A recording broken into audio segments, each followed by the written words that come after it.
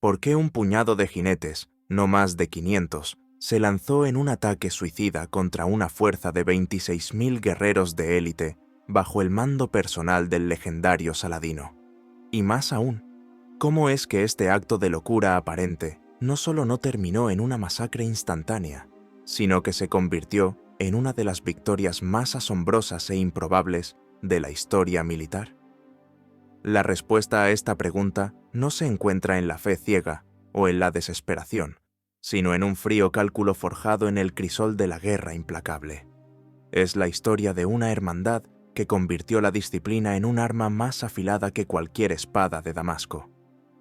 Bajo los muros de Ascalón, en un día polvoriento de noviembre del año 1177, el mundo presenció el nacimiento de una leyenda, una que sería escrita con la sangre de sus enemigos. La Legión de Hierro de la Cruz había llegado, y Tierra Santa nunca volvería a ser la misma. Ellos eran la encarnación de una paradoja letal, monjes cuyo monasterio era el campo de batalla y cuya única oración era el choque del acero. Todo comenzó mucho antes, en las polvorientas carreteras que llevaban a Jerusalén, apenas 2 décadas después de su conquista por la Primera Cruzada. El camino era una trampa mortal. Bandas de merodeadores, soldados sarracenos desbandados y simples bandidos convertían cada peregrinación en una apuesta con la muerte. Fue entonces, en el año 1119, cuando 9 caballeros franceses, liderados por un noble de Champaña llamado Hugo de Payns, se presentaron ante el rey Balduino II de Jerusalén. Su propuesta era audaz hasta la insensatez. Juraron proteger las rutas de peregrinación, dedicando sus vidas a esta única y peligrosa tarea. 9 hombres para proteger un reino. El rey, probablemente más por desesperación que por fe en su éxito, les concedió un cuartel en un ala de su palacio, un lugar que se creía construido sobre las ruinas del antiguo templo de Salomón. De este lugar sagrado tomaron su nombre, los pobres caballeros de Cristo y del templo de Salomón. Eran pobres, sí, tan pobres, según la leyenda, que Hugo de Payns y su compañero Godofredo de Saint-Omer compartían un solo caballo, una imagen que se inmortalizaría en su sello. Pero la pobreza era temporal, la ambición eterna. ¿Qué secreto, qué conocimiento oculto bajo el monte del templo transformó a estos 9 guardaespaldas en la corporación militar y financiera más poderosa del mundo en menos de una generación? Los cronistas hablan de piedad, pero la historia susurra sobre algo más. Durante casi una década, apenas reclutaron nuevos miembros, 9 caballeros. ¿Qué hacían realmente en Jerusalén? ¿Protegían caminos o excavaban en busca de un poder olvidado? La pregunta flota en el aire, densa como el humo de un campo de batalla. La verdad, como siempre, es más pragmática y por ello más impresionante. Su verdadero tesoro no fue un artefacto sagrado, sino una idea revolucionaria, una idea codificada en un documento conocido como la Regla Latina, redactada con la ayuda del influyente abad Bernardo de Claraval. Este estatuto no era solo un conjunto de normas monásticas, era el manual de operaciones para crear al soldado perfecto. La regla templaria era un instrumento de ingeniería social y militar de una precisión despiadada. Cada aspecto de la vida de un caballero estaba regulado, desde la forma de llevar el cabello hasta el número de caballos que podía poseer. Se prohibía la propiedad personal. Se imponía el silencio en las comidas, durante las cuales se leían las escrituras. Se castigaba la desobediencia, la cobardía o la vanidad con una severidad implacable. Un caballero podía ser azotado públicamente por presumir de sus hazañas o por hablar mal de un hermano. La expulsión de la orden era un destino peor que la muerte, una condena a la oscuridad y la deshonra. Podrías someterte a un estatuto donde la más mínima infracción te arranca de la única familia que conoces y la huida del campo de batalla se paga con la deshonra eterna. Esta disciplina de hierro no tenía como objetivo la salvación del alma, o al menos no únicamente. Su propósito era erradicar el individualismo, la vanidad y el miedo, los 3 venenos que destruían a los ejércitos feudales de la época. Los ejércitos cristianos de las cruzadas eran una turba de nobles arrogantes, cada uno luchando por su propia gloria. Un caballero feudal cargaba cuando le placía, buscando un rescate lucrativo o un duelo honorable. Los templarios abolieron este caos. Un templario no era un individuo, era un componente de una máquina de guerra. No atacaba hasta que se le ordenaba. No se retiraba a menos que la situación fuera insostenible y la orden fuera dada. Se les enseñó a luchar como una unidad, a pensar como una unidad, a morir como una unidad. Cada caballero era un engranaje, cada escuadrón una pieza de precisión, y la orden entera un puño de acero. Esta transformación de hombres en armas vivientes no pasó desapercibida. En sus primeras escaramuzas y batallas, los sarracenos, acostumbrados a la carga desorganizada de los francos, se encontraron con algo nuevo y aterrador. Una línea de jinetes con mantos blancos y cruces rojas que avanzaba en un silencio ominoso, que no se rompía por gritos de guerra individuales, sino que se movía con la inexorabilidad de una marea de acero. Para un templario, el campo de batalla no era un lugar de honor, sino un taller. Su trabajo era la guerra, y se acercaban a ella con la fría profesionalidad de un artesano. Estudiaban a su enemigo, aprendían sus tácticas, adoptaban sus innovaciones. Fueron de los primeros en utilizar arqueros a caballo al estilo turco y en integrar unidades de infantería y caballería en formaciones de apoyo mutuo. Mientras los ejércitos feudales se disolvían después de cada campaña, los templarios eran una fuerza permanente, siempre en armas, siempre entrenando, siempre listos. No luchaban por un rey o un señor, cuya lealtad podía cambiar con el viento. Luchaban por la orden y por Dios, una cadena de mando que no admitía dudas ni vacilaciones. Esta devoción fanática, combinada con una disciplina sobrehumana, los convirtió en la fuerza de choque de élite del Reino de Jerusalén, la punta de lanza en cada ataque y el baluarte inquebrantable en cada defensa. Su reputación creció con cada batalla. En el asedio de Damasco, en la batalla de Ascalón, en innumerables escaramuzas olvidadas por la historia, pero que tiñeron de rojo las arenas de Outremer. Se convirtieron en la columna vertebral del ejército del reino. Cuando la situación era desesperada, cuando una línea estaba a punto de romperse, todos los ojos se volvían hacia el estandarte blanco y negro de los templarios. Su llegada al campo de batalla a menudo era suficiente para cambiar el curso del combate. Los sarracenos aprendieron a temerlos, a respetarlos e incluso a admirar su valor suicida. Los llamaban los demonios blancos, una fuerza de la naturaleza vestida con los colores de la inocencia. Este bautismo de fuego, en las décadas posteriores a su fundación, forjó una hermandad de acero. Ya no eran 9 caballeros pobres, eran una legión, financiada por donaciones de toda Europa, temida por todos en Tierra Santa. Habían nacido en la piedad, pero se habían criado en la violencia. Esta maquinaria de guerra, perfeccionada en docenas de conflictos menores, estaba a punto de enfrentarse a su prueba definitiva. Un nuevo poder estaba surgiendo en el este. Un líder carismático y brillante, unificador del mundo islámico, cuyo nombre se convertiría en sinónimo de la yihad contra los cruzados. Salah ad-Din Yusuf ibn Ayyub, conocido en Occidente como Saladino.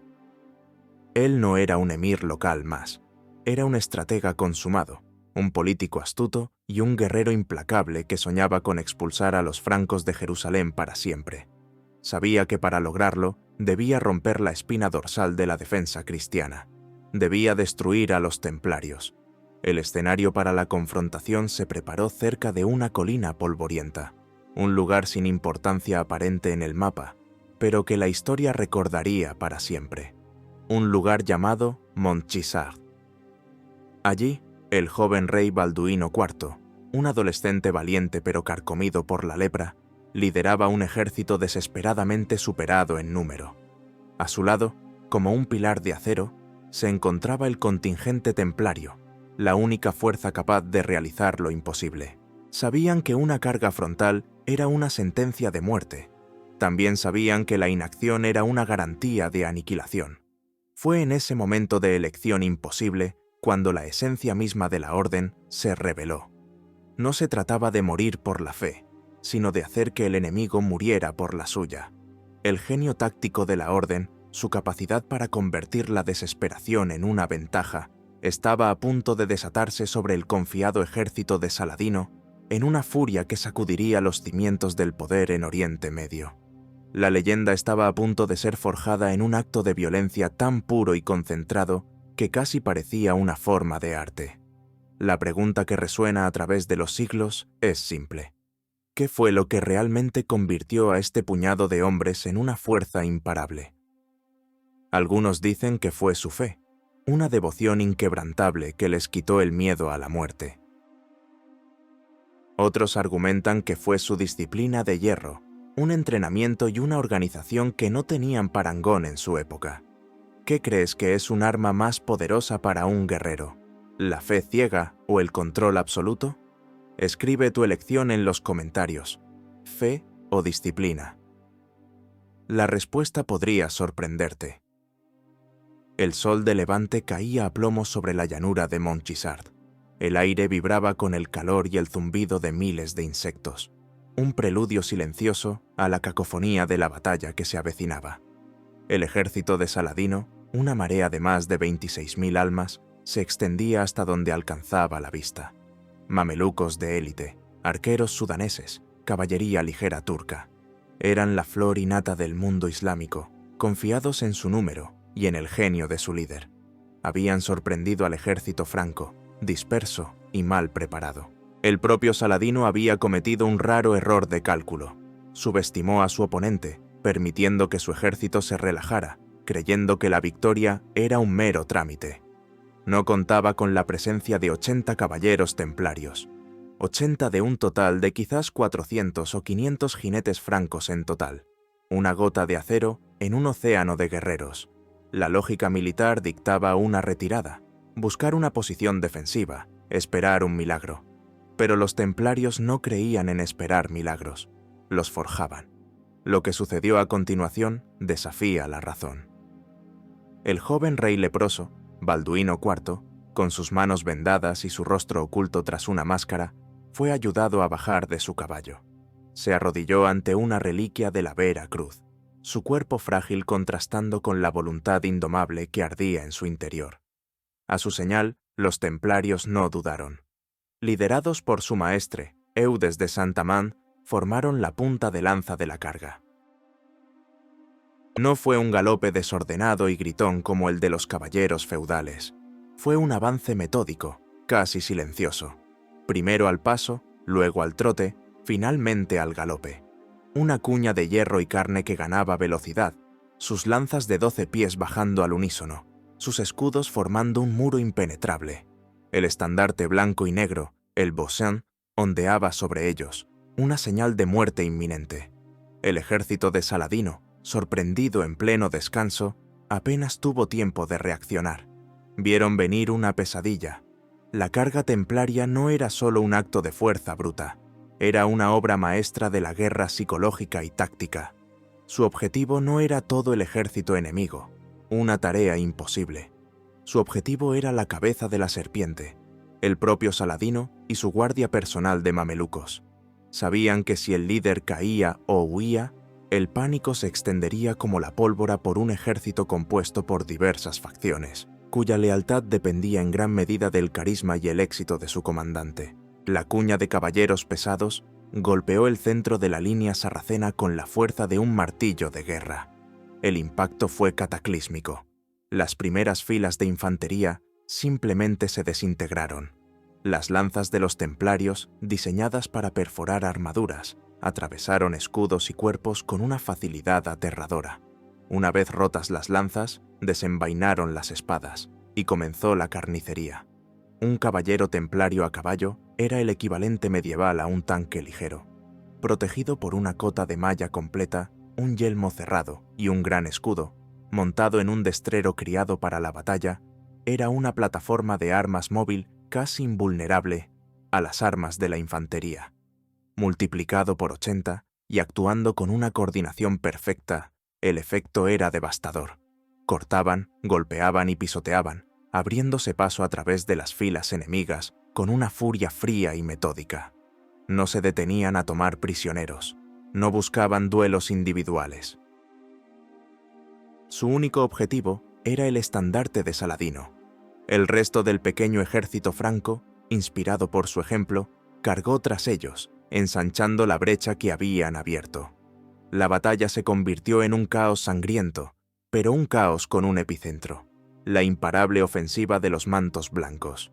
Saladino, un veterano de innumerables batallas, se vio obligado a huir para salvar la vida, escapando por poco sobre un camello de carreras. Con su líder desaparecido, el pánico se apoderó del ejército musulmán. La cohesión se evaporó. La retirada se convirtió en una desbandada. Lo que había sido un ejército orgulloso se transformó en una multitud aterrorizada, perseguida y masacrada por un puñado de cruzados enardecidos por una victoria que solo podía describirse como milagrosa. La leyenda cuenta que San Jorge luchó junto a ellos. La realidad es que su victoria fue producto de una audacia calculada, una disciplina perfecta y un profundo conocimiento de la psicología del enemigo. Los templarios habían convertido la guerra asimétrica en un arte. Sabían que en el desierto, la velocidad, la sorpresa y la capacidad de infundir terror eran armas tan valiosas como el número de soldados. Se convirtieron en depredadores del desierto, adaptándose a un entorno hostil que había quebrado a muchos ejércitos europeos.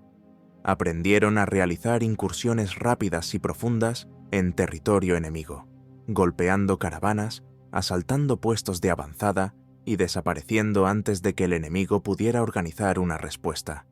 Utilizaron una red de informantes y exploradores locales para obtener inteligencia precisa sobre los movimientos del enemigo. Comprendieron la importancia del agua y la logística en un clima implacable. Mientras que los señores feudales, recién llegados de Europa, a menudo caían víctimas de emboscadas o del agotamiento por calor, los templarios se movían por el paisaje palestino con la confianza de quienes lo consideraban su hogar.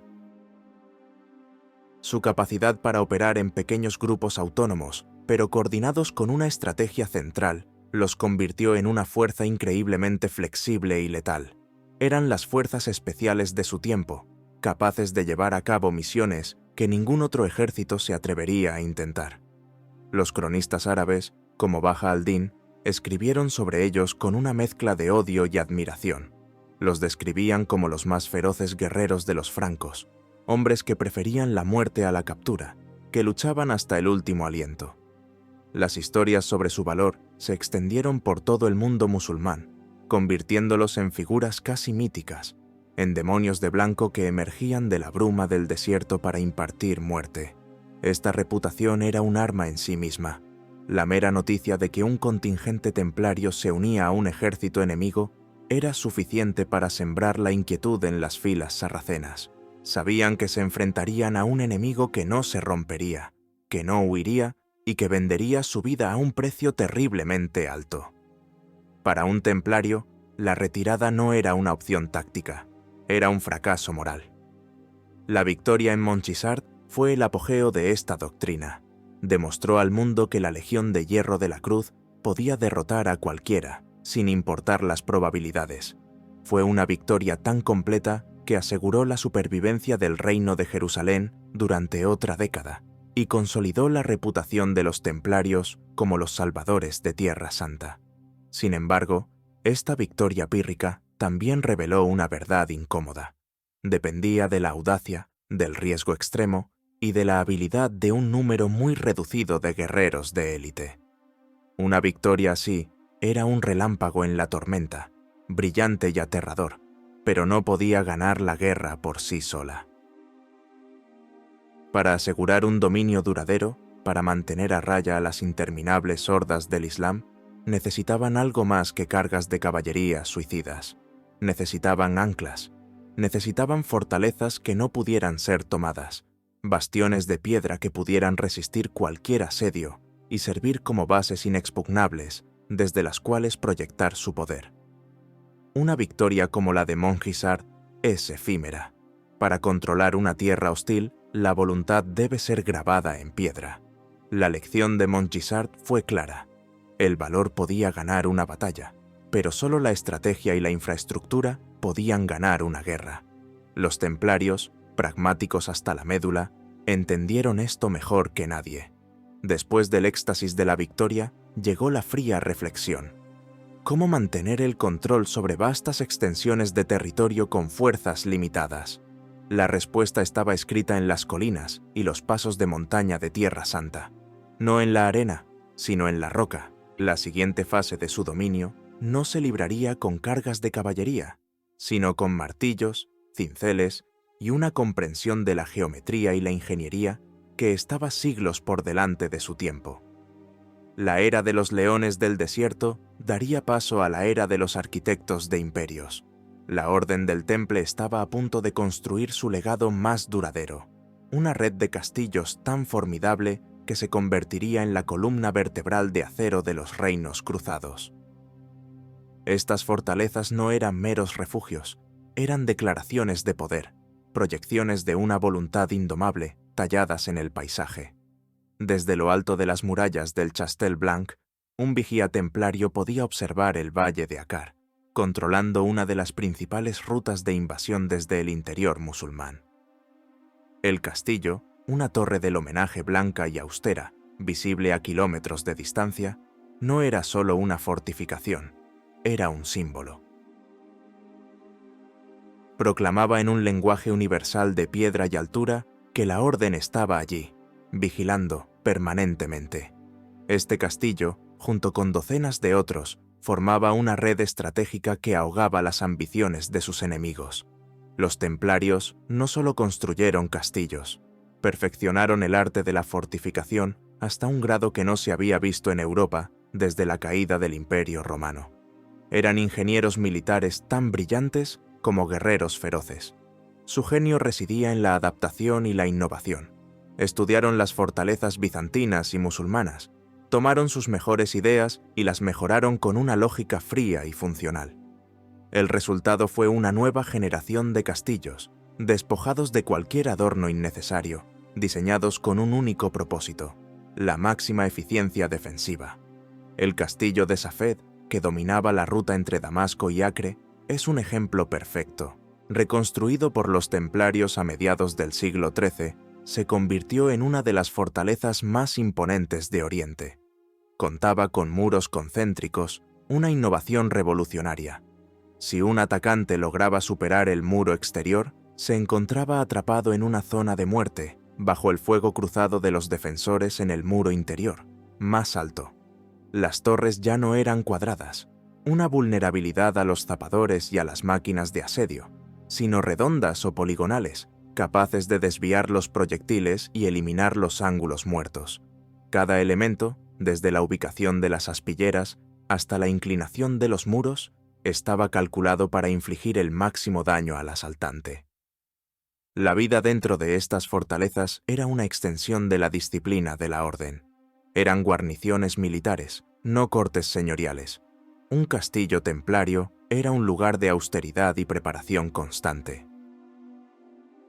Los hermanos dividían su tiempo entre la oración, el entrenamiento militar y el mantenimiento de las defensas. Siempre estaban listos para un asedio.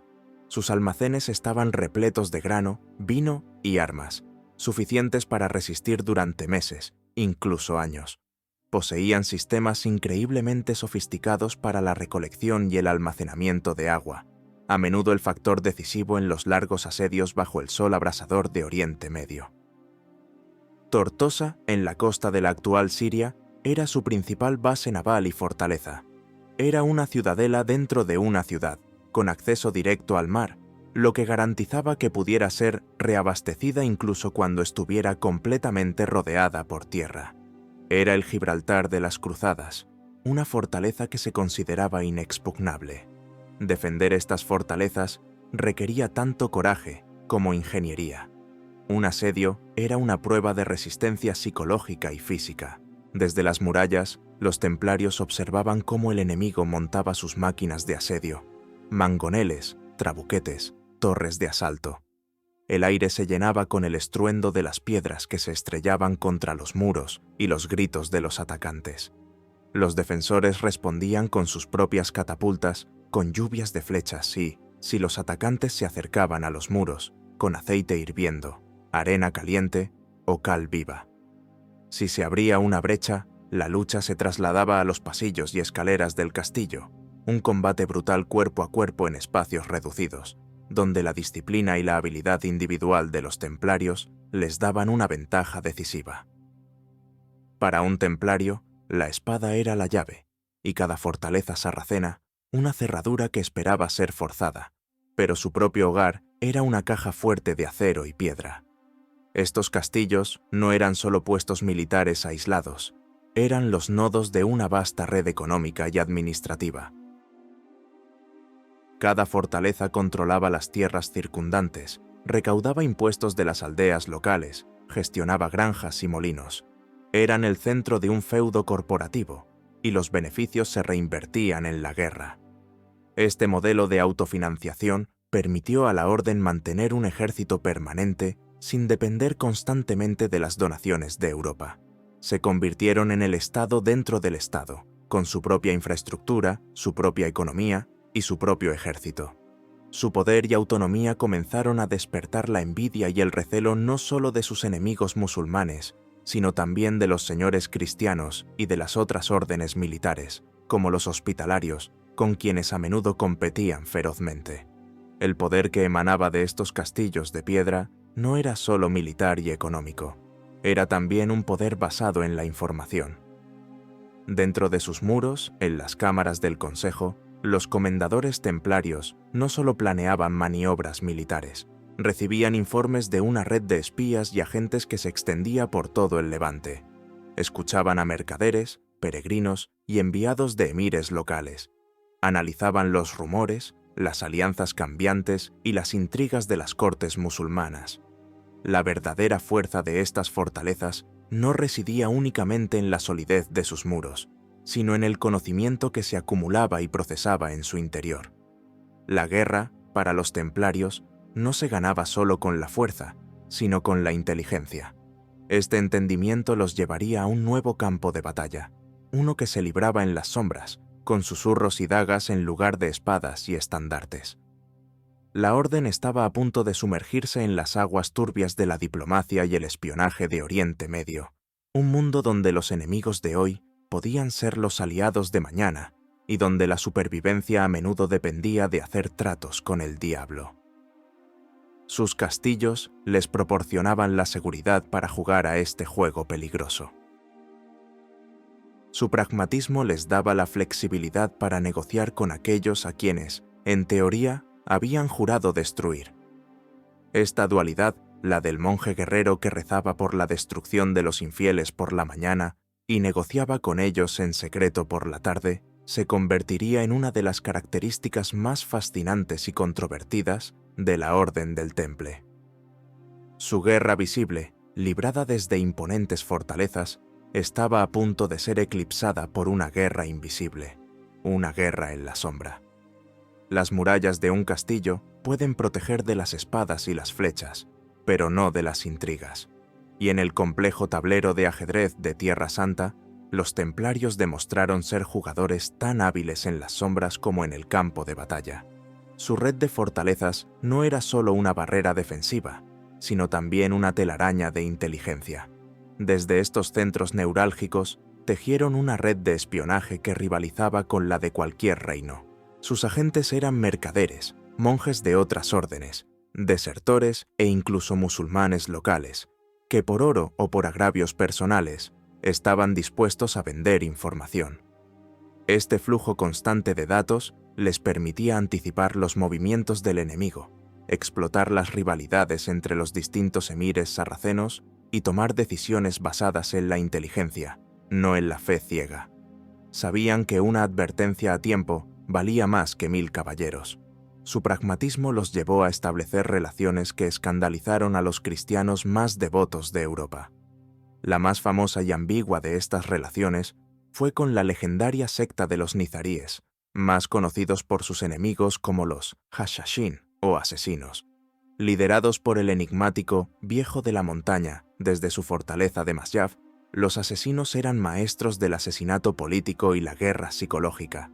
Eran enemigos mortales de los suníes de Saladino y, por tanto, un aliado natural, aunque peligroso, para los cruzados.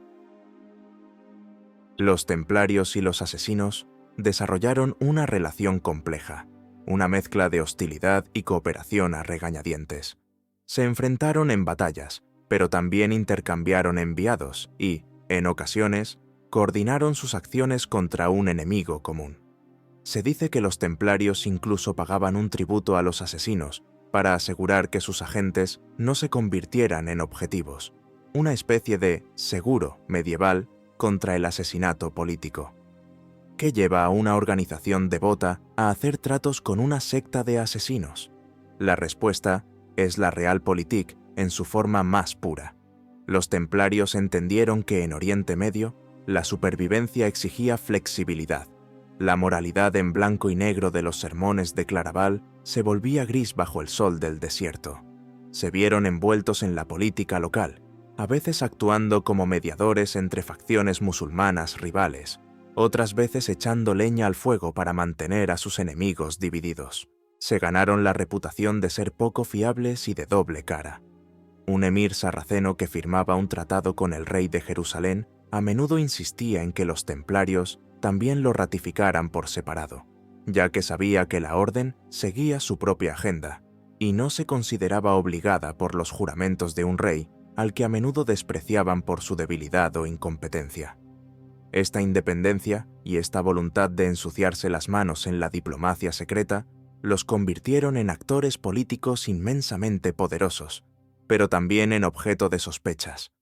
En Europa comenzaron a circular rumores de que los templarios eran herejes, que habían adoptado costumbres musulmanas, que adoraban a un ídolo llamado Baphomet y que escupían en la cruz durante sus ritos de iniciación secretos. Estos rumores, aunque probablemente infundados en su mayor parte, nacían de su secretismo y de su desconcertante capacidad para tratar con el infiel de una manera que iba más allá de la simple guerra. La verdad era más simple y más cínica. Para la Orden, la misión de defender Tierra Santa justificaba casi cualquier medio. Su verdadera fuerza no residía solo en la espada, sino también en la daga oculta bajo el manto. Esta guerra en la sombra no se limitaba a la diplomacia. Hay evidencias que sugieren que la Orden llevó a cabo sus propias operaciones encubiertas, incluyendo asesinatos selectivos, cuando Conrado de Montferrato, rey electo de Jerusalén, fue apuñalado por 2 asesinos en las calles de Tiro en el año 1192, muchos dedos apuntaron a los templarios. Conrado había sido un rival de su candidato preferido al trono, y su eliminación resolvió un complicado problema político. Aunque nunca se probó su implicación, el incidente demostró que la Orden era considerada capaz de tal acto. Jugaban un juego peligroso y despiadado, donde los reinos se ganaban y se perdían no solo en el campo de batalla, sino en los pasillos oscuros del poder. Su red de inteligencia y su influencia política se extendían más allá de Tierra Santa. Gracias a su presencia en toda Europa, podían recopilar información sobre los planes de los reyes y nobles europeos, las intrigas de la corte papal y las corrientes económicas que afectaban al continente. Eran una organización verdaderamente internacional en una época de lealtades locales y feudales. Esta perspectiva global les dio una ventaja estratégica única. Sabían qué rey necesitaba un préstamo, qué noble planeaba una cruzada y qué puerto estaba a punto de convertirse en un centro comercial clave. La información era poder, y los templarios la acumularon con la misma avidez con la que acumularon tierras y oro. Su capacidad para combinar el poder militar, la perspicacia financiera y el espionaje los convirtió en una fuerza sin precedentes en la historia. Sin embargo, esta inmersión en el mundo del engaño y las alianzas profanas tuvo un coste. Erosionó la imagen de pureza y piedad que había sido tan crucial para su creación. Se convirtieron en una organización temida y respetada, pero cada vez menos amada. Su arrogancia se hizo legendaria. Se veían a sí mismos como los únicos defensores verdaderos y competentes de Tierra Santa, y a menudo trataban a los reyes y nobles seculares con un desdén apenas disimulado. Creían estar por encima de la ley de los hombres, respondiendo solo ante el Papa. Esta actitud les granjeó enemigos poderosos que esperaban pacientemente el momento de su debilidad. Pero por ahora, en el apogeo de su poder, parecían invencibles, una hidra de múltiples cabezas que luchaba tanto a la luz del sol como en la oscuridad de la noche. Y su arma más visible, la que definía su leyenda, estaba a punto de ser desatada de nuevo. Porque a pesar de todas sus intrigas, el corazón de la Orden seguía estando en el campo de batalla, bajo su icónico estandarte de guerra. La diplomacia secreta y las alianzas ambiguas les dieron una ventaja estratégica, pero la reputación de la Orden se forjó a la vista de todos, en el fragor de la batalla. Imagina que eres un estratega en Tierra Santa.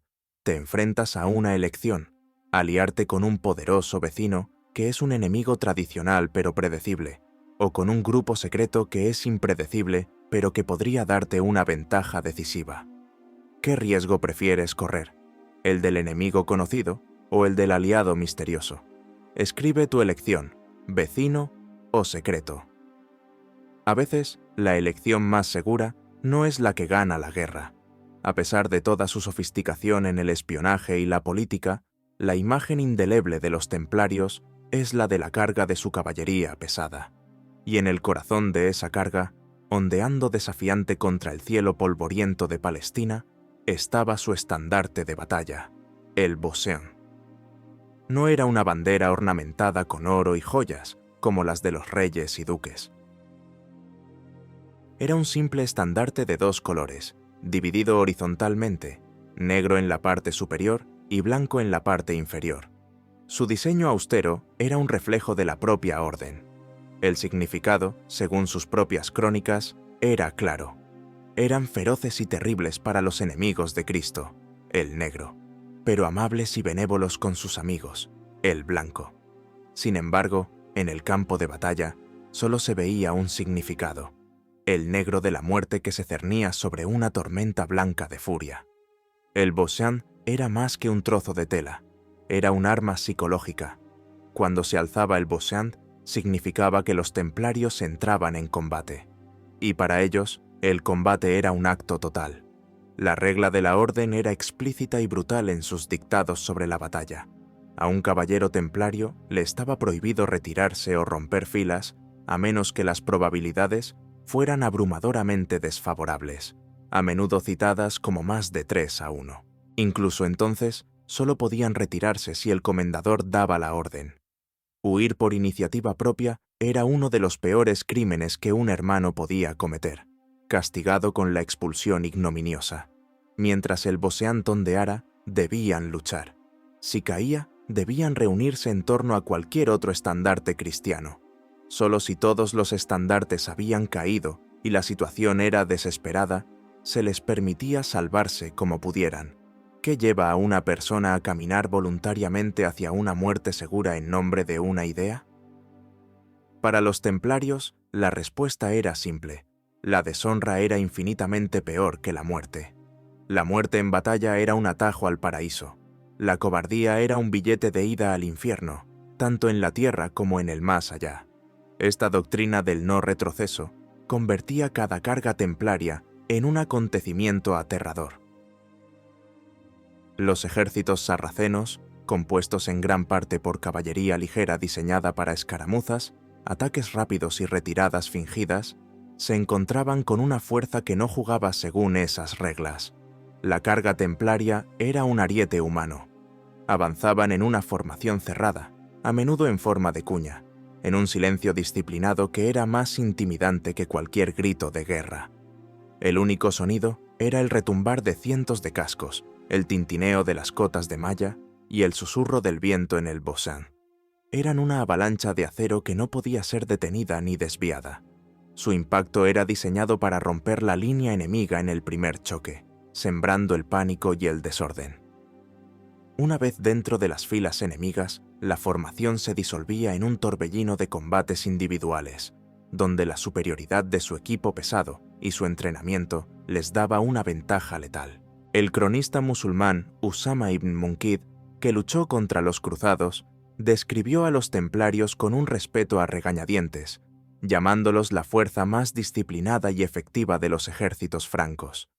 Él y otros cronistas árabes notaron la forma en que los templarios parecían cortejar a la muerte.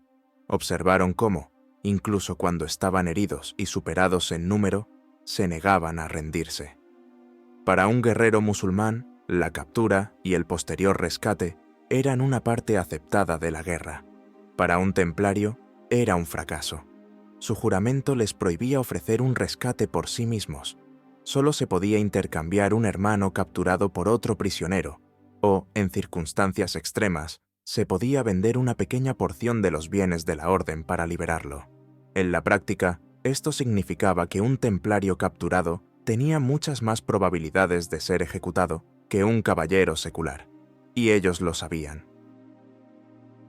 Esta aceptación del martirio los convertía en oponentes increíblemente peligrosos. El terror que inspiraban no era solo físico, era casi sobrenatural.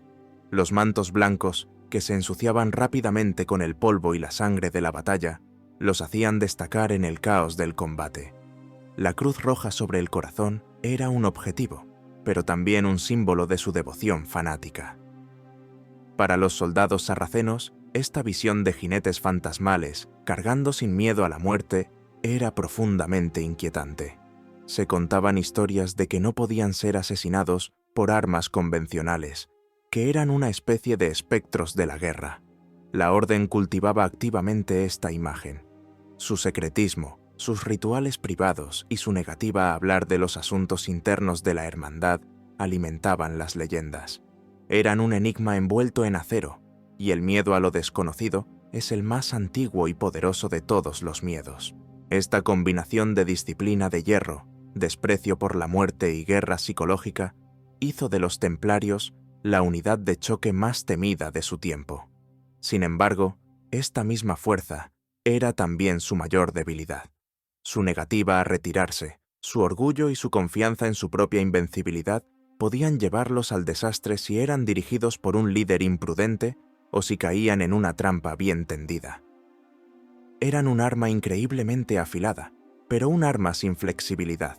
Solo conocían una dirección, hacia adelante.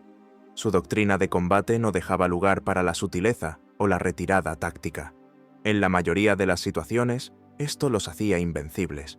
Pero en las manos equivocadas, o contra un oponente lo suficientemente astuto como para usar su propia fuerza contra ellos, esta legión de hierro podía ser conducida al borde de un precipicio.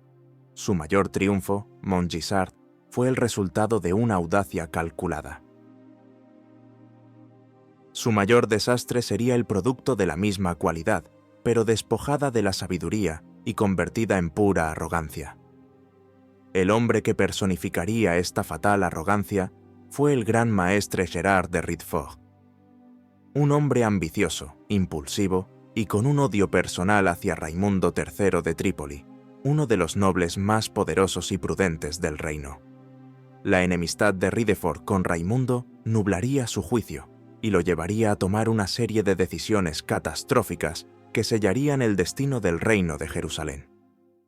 El escenario para esta tragedia sería un par de colinas resecas cerca del mar de Galilea, un lugar de aspecto inocuo conocido como los Cuernos de Jatín. Allí, la maquinaria de guerra perfecta, la Legión de Hierro de la Cruz, se enfrentaría a su némesis, no solo en la figura de Saladino, sino en la de sus propios líderes. La psicología del terror que habían perfeccionado estaba a punto de volverse en su contra. La catástrofe de Hattin no fue un simple error táctico, fue la culminación de una tormenta perfecta de intrigas políticas, ambiciones personales y una soberbia suicida. El reino de Jerusalén estaba podrido por dentro. El rey leproso, Balduino IV, había muerto, y el trono estaba ocupado por Guido de Lusignan, un hombre débil y vacilante, fácilmente manipulable. Su principal consejero era el gran maestre de los templarios, Gerard de Ridefort. Ridefort, consumido por su odio hacia Raimundo de Trípoli, quien abogaba por una tregua con Saladino, empujó al rey a buscar una confrontación directa. Veía la prudencia como cobardía y la diplomacia como una traición. Para él, la única respuesta al poder creciente de Saladino era el acero. La Orden del Temple, bajo su mando, se había convertido en un martillo que veía a cada problema como un clavo. Saladino, un estratega infinitamente más astuto, tendió una trampa perfecta. En el verano abrasador del año 1187, asedió la ciudad de Tiberíades, que pertenecía a la esposa de Raimundo de Trípoli. Sabía que este acto obligaría al ejército cruzado a marchar a su encuentro. Raimundo, a pesar del ataque a las tierras de su esposa, argumentó apasionadamente en contra de marchar.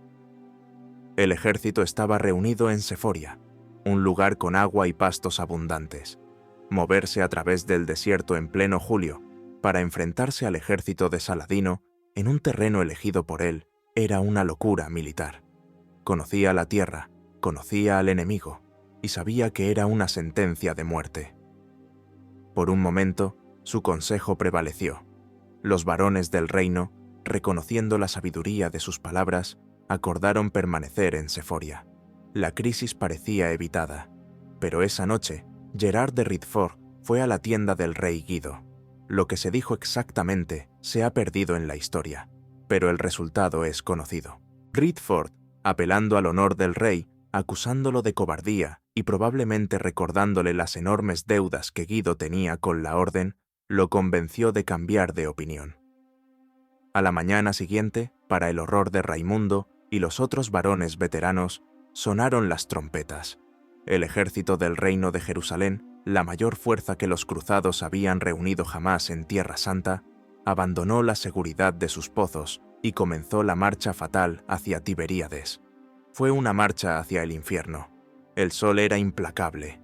El terreno era árido y sin agua. La caballería ligera de Saladino los acosaba sin cesar, lanzando flechas y desapareciendo, como mosquitos mortales. El polvo, el calor y la sed comenzaron a hacer su trabajo, minando la moral y la fuerza de los soldados cristianos mucho antes de que se avistara el ejército principal de Saladino. Al final del primer día, el ejército cruzado estaba desesperado por agua.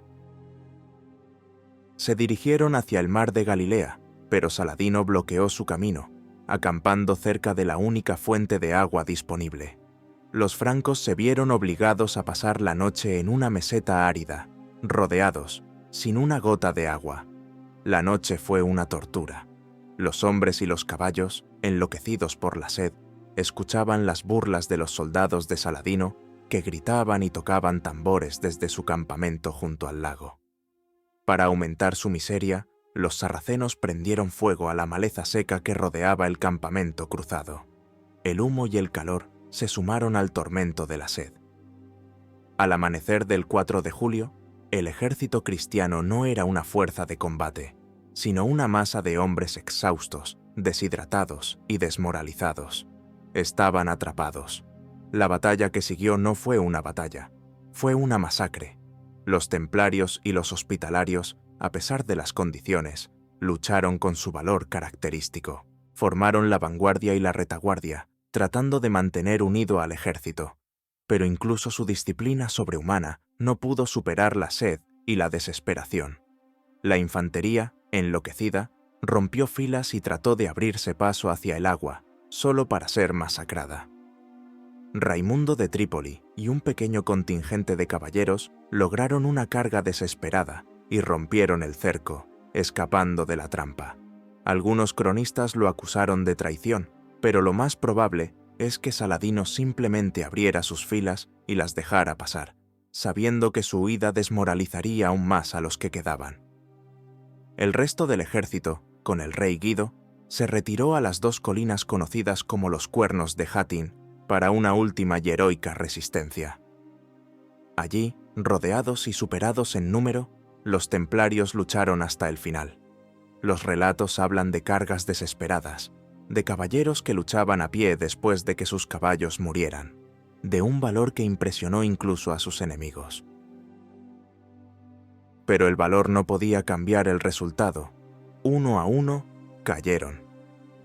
Al final, la tienda roja del rey Guido, el último punto de resistencia, fue tomada.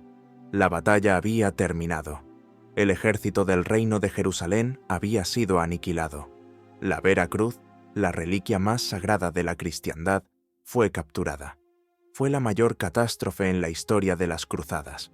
Saladino había ganado una victoria total, una que le abriría las puertas de Jerusalén. Después de la batalla, Saladino mostró una misericordia calculada con la mayoría de los prisioneros nobles, incluyendo al rey Guido, sabiendo que podrían ser rescatados por sumas enormes. Pero para los templarios y los hospitalarios no hubo piedad. Los veía como fanáticos peligrosos, la encarnación de la agresión cruzada, que no podían ser liberados para luchar de nuevo. Ofreció a cada uno de sus emires y eruditos la oportunidad de matar a un caballero prisionero. 230 monjes guerreros fueron llevados ante él. Se les ofreció la conversión al Islam. Todos, sin excepción, se negaron. Fueron decapitados en el acto. Saladino ejecutó personalmente a Reinaldo de Chatillon, un varón renegado cuyas acciones habían provocado la guerra, pero reservó un odio especial para los templarios. Su ejecución en masa fue una señal de cuánto los temía. Fue un intento de decapitar a la propia orden. La arrogancia de su gran maestre, Gerard de Ridefort, quien extrañamente fue capturado y no ejecutado, había llevado a la Legión de Hierro al matadero. Pero esta batalla demostró que incluso una legión de hierro puede ser quebrantada si es comandada por soberbios. La Orden del Temple estaba de rodillas, su poder en Tierra Santa hecho añicos. Para cualquier otra organización habría sido el fin. Pero los templarios no eran como cualquier otra organización. La noticia de la masacre de Hattin y la posterior caída de Jerusalén conmocionó a Europa hasta sus cimientos. Parecía que la causa cruzada estaba perdida para siempre. La Orden del Temple, que había perdido a la mayoría de sus caballeros y su razón de ser con la pérdida de la Ciudad Santa, estaba al borde de la extinción en Oriente. Sin embargo, su estructura única le dio una capacidad de recuperación que ningún reino feudal poseía. Mientras sus hermanos morían en Hattin, sus comendadurías en Europa seguían funcionando, reclutando nuevos miembros, recaudando fondos y enviando suministros. La Orden no era solo su contingente en Tierra Santa, era un imperio transnacional, y ese imperio, herido pero no muerto, se preparó para contraatacar. El desastre de Hattin no sería el epílogo de su historia, sino el prólogo de su renacimiento. La Tercera Cruzada estaba en camino, y con ella, un rey guerrero cuyo nombre se convertiría en leyenda: Ricardo Corazón de León. La Orden del Temple estaba a punto de encontrar un alma gemela en el campo de batalla. La Orden del Temple renació de las cenizas de Hattin con la tenacidad del acero que se templa en el fuego y el agua. Aunque su fuerza de combate en Tierra Santa había sido diezmada, su red europea actuó como un sistema circulatorio, bombeando nuevos hombres, dinero y material hacia el este. La caída de Jerusalén desencadenó la Tercera Cruzada, liderada por los monarcas más poderosos de Europa, el emperador Federico Barbarroja de Alemania, el rey Felipe Augusto de Francia y el más formidable de todos, el rey Ricardo I de Inglaterra, conocido como Corazón de León. Ricardo no era solo un rey, era un genio militar, un guerrero consumado y un estratega brillante. Y cuando llegó a Tierra Santa en el año 1191, encontró en los templarios a los únicos soldados cuyo profesionalismo y dedicación a la guerra igualaban a los suyos. El primer gran objetivo de la Tercera Cruzada fue la reconquista del puerto estratégico de Acre. El asedio de Acre fue una operación épica y brutal que duró casi 2 años. Fue una guerra de desgaste, con los ejércitos cristianos asediando la ciudad desde tierra y los musulmanes de Saladino asediando a los sitiadores desde el exterior. En este mortífero doble frente, los templarios fueron la columna vertebral del esfuerzo cruzado. Su campamento era el mejor organizado, su disciplina la más estricta. Lideraron asaltos a las murallas, defendieron las trincheras de los contraataques de Saladino y utilizaron su riqueza para financiar la construcción de enormes máquinas de asedio. Su nuevo gran maestre, Robert de Sablé, un noble anglo-normando y amigo personal del rey Ricardo, trabajó en estrecha colaboración con el monarca inglés. Se forjó una alianza de respeto mutuo entre el rey guerrero y la orden guerrera.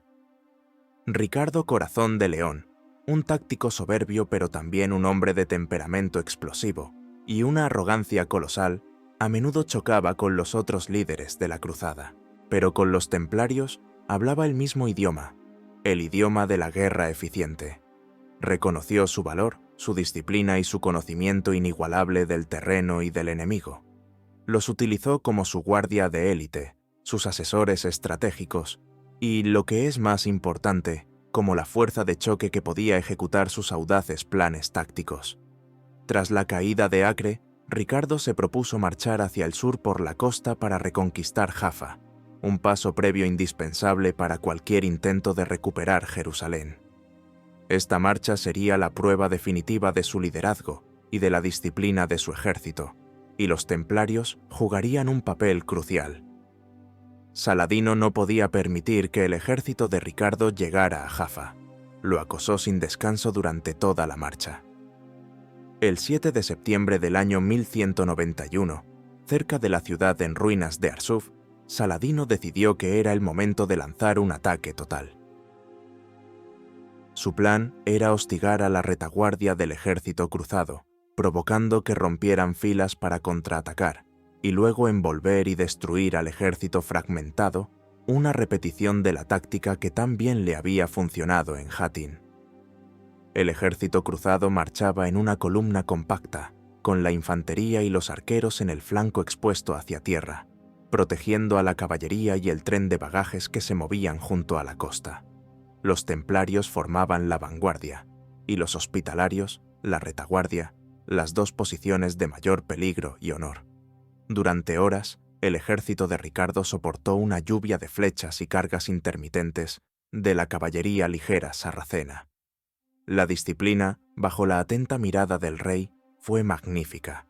Los hombres marchaban bajo un sol abrasador, soportando las provocaciones, sin romper la formación. Pero la presión sobre la retaguardia hospitalaria se hizo insostenible. Finalmente, incapaces de soportar más, 2 caballeros hospitalarios rompieron filas y cargaron. Este acto de indisciplina desencadenó una reacción en cadena, y toda la retaguardia hospitalaria cargó tras ellos. El plan de Saladino parecía estar funcionando, pero Ricardo era un comandante de una talla muy superior a la de Guido de Lusignan.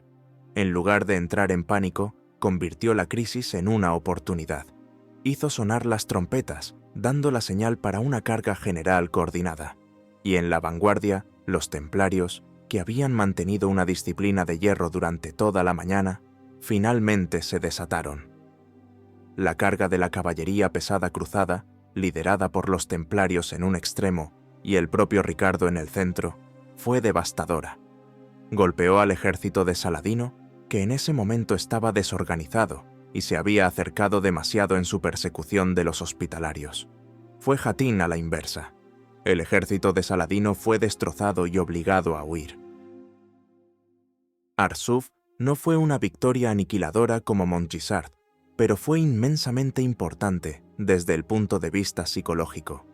Ricardo y los templarios habían demostrado que se podía vencer a Saladino en una batalla campal. Habían restaurado el orgullo y la confianza de las armas cristianas, y lo más importante, lo habían hecho gracias a una disciplina férrea, la misma cualidad que había faltado fatalmente en Hattin. La orden había aprendido la lección de su mayor derrota. La Tercera Cruzada no logró reconquistar Jerusalén. Las disputas políticas y los problemas de Ricardo en Inglaterra lo obligaron a negociar una tregua con Saladino y regresar a Europa, pero dejó tras de sí un reino cruzado costero, reconstituido y viable. Y en el corazón de este nuevo reino, la Orden del Temple era más fuerte y respetada que nunca. Habían demostrado su increíble capacidad de recuperación y su valor indispensable. Se habían levantado de las cenizas para convertirse, una vez más, en el principal pilar militar de Tierra Santa. Su alianza con Ricardo Corazón de León consolidó su leyenda. Habían luchado codo con el rey más famoso de la cristiandad y habían salido victoriosos. Pero esta gloria militar, por brillante que fuera, se construía sobre una base que no era visible en el campo de batalla. Una base de oro, contratos y una red financiera tan innovadora y poderosa como sus tácticas militares.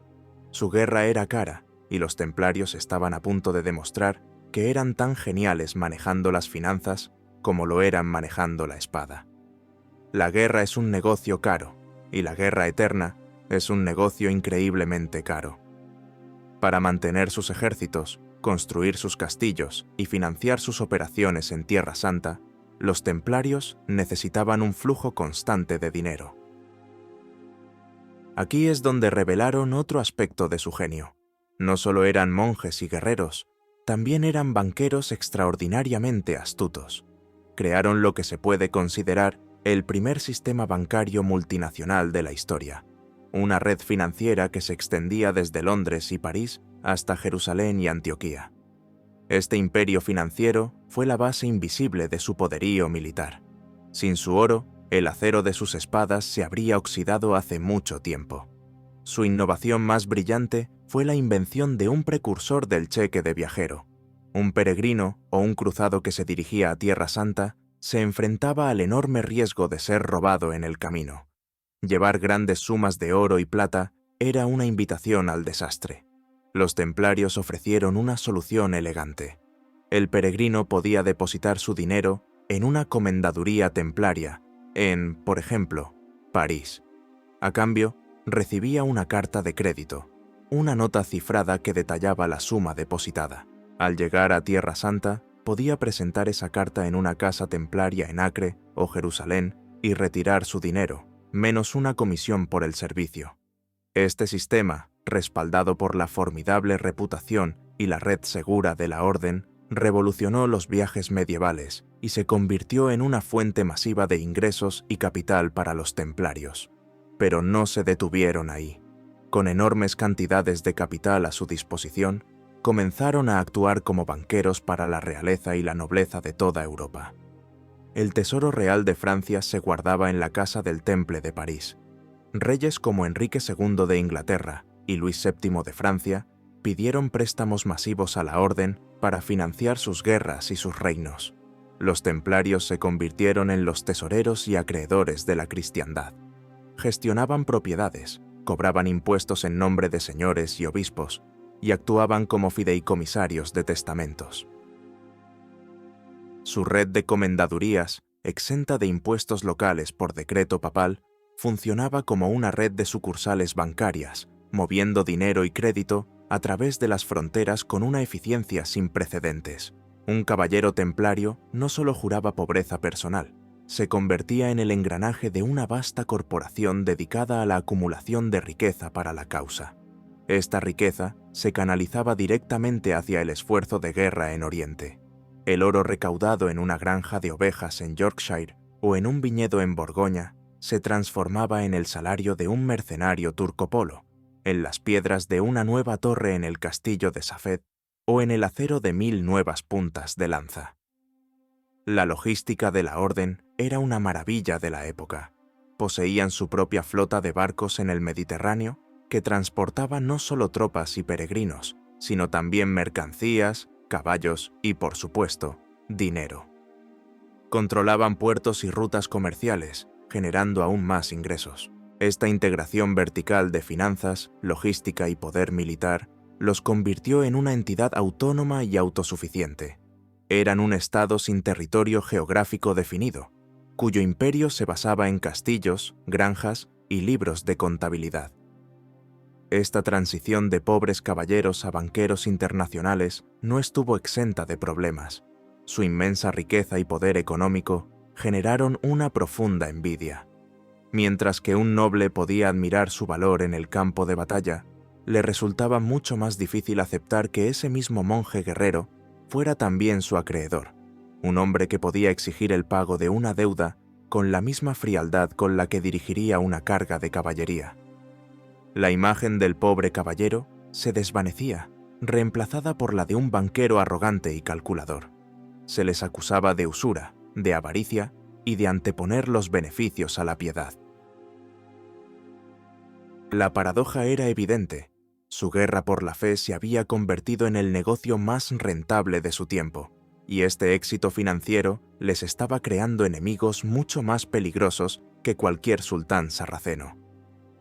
Estos nuevos enemigos no los combatirían en el campo de batalla, donde los templarios eran supremos, sino en los pasillos del poder político y eclesiástico.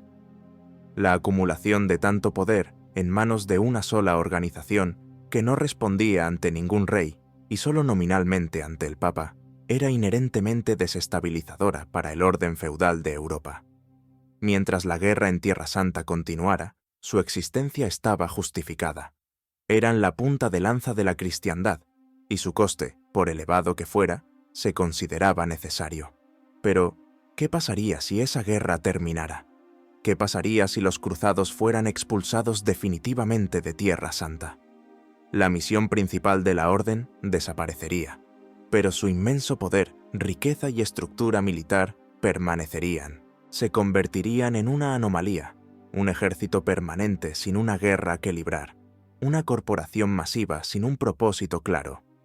Una entidad tan poderosa y sin control era una amenaza existencial para los monarcas que estaban tratando de consolidar su propio poder y crear estados nacionales centralizados. El final de la era de las cruzadas en Oriente se acercaba inexorablemente.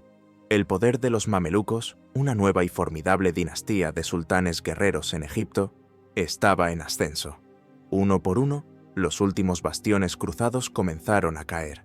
Trípoli, Sidón, Beirut. El reino de Jerusalén, que una vez se extendió por gran parte de Palestina, se había reducido a una pequeña franja de tierra alrededor de su última capital, la gran ciudad portuaria de Acre. Fue aquí donde la Orden del Temple, junto con los hospitalarios y los caballeros teutónicos, se prepararía para su última y más gloriosa batalla en la tierra donde habían nacido. La defensa de Acre sería el canto del cisne de la era cruzada, y los templarios, fieles a su naturaleza, estarían en el corazón de la tormenta, luchando hasta el último hombre por un mundo que ya se estaba desvaneciendo. Su imperio financiero les había dado los medios para luchar, pero ahora todo el oro del mundo no podría comprarles la victoria. La caída de Acre en la primavera del año 1291 no fue simplemente la pérdida de una ciudad, fue el colapso de un mundo. Fue el fin de 200 años de presencia cruzada en Tierra Santa. La ciudad, un hervidero cosmopolita de mercaderes venecianos, nobles franceses, peregrinos y las órdenes militares, era el último bastión, la puerta de entrada a un reino que ya solo existía en la memoria. El sultán mameluco, Al-Ashraf Khalil, llegó ante sus murallas con uno de los ejércitos más grandes jamás vistos en la región, equipado con un formidable tren de asedio de casi un centenar de catapultas y otras máquinas de guerra. Sabía que tomar Acre significaba arrancar de raíz la presencia franca en Oriente. Dentro de la ciudad, la defensa estaba desesperadamente superada en número, pero su núcleo estaba formado por los guerreros más experimentados y endurecidos de la cristiandad, los templarios y los hospitalarios. Los templarios, bajo el mando de su valiente gran maestre Guillaume de Beaujeu, eran el alma de la defensa. Su cuartel general, una formidable fortaleza dentro de la propia ciudad que daba directamente al mar, era uno de los puntos más fuertes de las defensas. Durante semanas, la ciudad soportó un bombardeo incesante. Las enormes catapultas del sultán, apodadas la Victoriosa y la Furiosa, lanzaban día y noche rocas que pulverizaban las almenas y las torres. Los defensores, liderados por los templarios, trabajaban incansablemente para reparar las brechas, contraatacaban con sus propias máquinas de asedio y lanzaban incursiones nocturnas contra el campamento enemigo. Guillaume de Beaujeu, un líder pragmático que había mantenido relaciones diplomáticas con algunos emires e incluso con el padre del sultán, ahora luchaba con la ferocidad de un león acorralado. El 18 de mayo, después de más de un mes de asedio, los mamelucos lanzaron su asalto final. Oleada tras oleada de atacantes se lanzaron contra las brechas abiertas en las murallas. La lucha fue salvaje, un combate cuerpo a cuerpo en las ruinas de las torres y sobre los escombros de los muros. Los templarios y los hospitalarios estaban en el centro de la refriega, sus mantos blancos y túnicas negras manchados de sangre y polvo, formando un último muro de acero contra la marea mameluca. El propio gran maestre Guillaume de Beaujeu, al enterarse de que el enemigo había penetrado por una de las puertas malditas, corrió a la brecha para reunir a sus hombres. Mientras luchaba, fue alcanzado por una flecha. Sus caballeros lo llevaron de vuelta a la fortaleza del Temple. Sus últimas palabras, según las crónicas, fueron: «No estoy huyendo, estoy muerto». Su caída fue un golpe devastador para la moral de los defensores. Con la muerte de su líder y las defensas exteriores superadas, la ciudad cayó en el caos. Los que pudieron huyeron a los barcos que esperaban en el puerto. Los que quedaron fueron masacrados en las calles. Pero la batalla no había terminado. Un contingente de templarios, junto con otros defensores, se atrincheró en la fortaleza del Temple, en la esquina suroeste de la ciudad. Durante 10 días más, este último bastión resistió.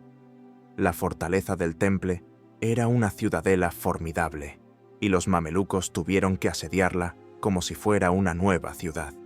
Ofrecieron condiciones de rendición a los defensores. El mariscal del Temple, Pierre de Sévres, salió a negociar. Pero cuando los mamelucos que entraron en la fortaleza comenzaron a acosar a las mujeres y los niños que se habían refugiado allí, los templarios rompieron la tregua, mataron a los mamelucos y se prepararon para morir, luchando. El asalto final a la fortaleza fue épico. Los zapadores mamelucos habían estado minando una de las torres principales. Mientras el asalto estaba en su apogeo, con los mamelucos pululando por las murallas y los templarios luchando en cada escalera y pasillo, la torre minada se derrumbó. Se derrumbó no solo sobre los defensores que quedaban, sino también sobre los atacantes mamelucos que se encontraban en ella. En un último acto de desafío, la fortaleza del Temple se convirtió en una tumba para amigos y enemigos por igual. Con su caída, la defensa de Acre llegó a su fin. La era de las cruzadas en Tierra Santa había terminado. La Orden del Temple había perdido su hogar, su propósito y su razón de ser. Su guerra de 200 años había concluido en una derrota total. Los pocos templarios que sobrevivieron escaparon a Chipre, la nueva base de operaciones de la Orden. Pero el mundo para el que habían sido creados había desaparecido. Ya no eran los defensores de Jerusalén. Eran un ejército sin una guerra santa que librar, pero que todavía poseían una inmensa riqueza, poder e influencia en toda Europa. Esta combinación era peligrosa. Privados de su misión principal, se convirtieron en un objetivo. Su arrogancia, su secretismo y su poder financiero, que antes se toleraban como el precio de su servicio militar, ahora se veían como una amenaza. El rey de Francia, Felipe IV, apodado el Hermoso, un hombre tan piadoso en apariencia como despiadado en sus métodos y profundamente endeudado con la Orden, vio en su vulnerabilidad una oportunidad. La batalla de los templarios por la supervivencia estaba a punto de trasladarse de las murallas de Acre a las cámaras de tortura de la Inquisición. Su mayor guerra no sería contra los sarracenos, sino contra el propio mundo cristiano al que habían jurado proteger. Su leyenda militar, forjada en el fuego de Tierra Santa, estaba a punto de ser eclipsada por el humo de las hogueras. El eco del acero, sin embargo, es más persistente que el recuerdo de las injusticias.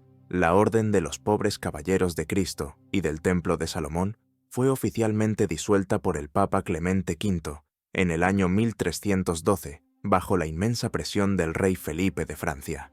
Su último gran maestre, Jacques de Molay, fue quemado en la hoguera en París en el año 1314. Fueron acusados de herejía, idolatría y sodomía. Sus bienes fueron confiscados. Su nombre fue mancillado. Parecía un final ignominioso para la fuerza de combate más formidable de la Edad Media. Pero la historia tiene una forma curiosa de recordar. El juicio y la disolución de los templarios, un asunto de política y codicia, se ha convertido en una nota a pie de página en su leyenda. Lo que ha perdurado, lo que sigue fascinando e inspirando, no es la historia de su caída, sino la de su gloria marcial. El verdadero legado de los templarios no se encuentra en las teorías de conspiración sobre tesoros ocultos o linajes secretos, sino en los manuales de estrategia militar. Fueron los pioneros de lo que hoy llamaríamos un ejército profesional moderno. En una era dominada por levas feudales indisciplinadas y lealtades personales volátiles, los templarios introdujeron el concepto de una fuerza de combate permanente, unida por una disciplina de hierro, un entrenamiento estandarizado y una lealtad inquebrantable a una entidad corporativa, la propia orden.